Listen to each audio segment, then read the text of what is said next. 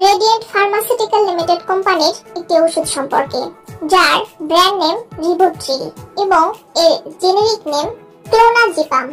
এটি একটি tablet. Rivotril ওষুধের সক্রিয় উপাদান হচ্ছে ক্লোনাজিপাম। এটি স্নায়ুর উত্তেজনা কমে মস্তিষ্ককে শান্ত রাখার জন্য ব্যবহৃত হয়ে থাকে। মূলত মৃগী রোগ, প্যানিক ডিসঅর্ডার, উদ্বেগ ও অনিদ্রা চিকিৎসার জন্য এটি ব্যবহৃত হয়ে থাকে। রিভোট্রিল আমরা কেন খাবো? চিকিৎসকের পরামর্শ অনুযায়ী এই ওষুধ সেবন করা উচিত। মৃগী বা খিঁচুনি প্রতিরোধে, অতিরিক্ত উদ্বেগ বা প্যানিক অ্যাটাক কমাতে, ঘুমের সমস্যা দূর করতে, স্নায়বিক উত্তেজনা ও মানসিক চাপ কমাতে। তবে এটি শুধুমাত্র ডাক্তারের পরামর্শ অনুযায়ী গ্রহণ করা উচিত। রিভোট্রিল ট্যাবলেট কখন খাবো?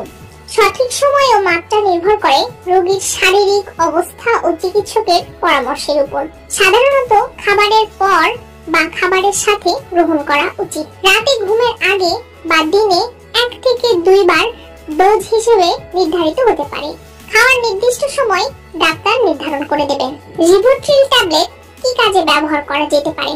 মৃগী রোগের খিঁচুনি নিয়ন্ত্রণে, প্যানিক ডিসঅর্ডার ও উদ্বেগ কমাতে, অনিদ্রার সমস্যা সমাধানে, স্নায়বিক অস্থিরতা ও মানসিক চাপ কমাতে এটি ব্যবহার করা হয়ে থাকে। রিভোট্রিল ট্যাবলেট ব্যবহারে কি কি উপকার পাওয়া যায়? স্নায়বিক উত্তেজনা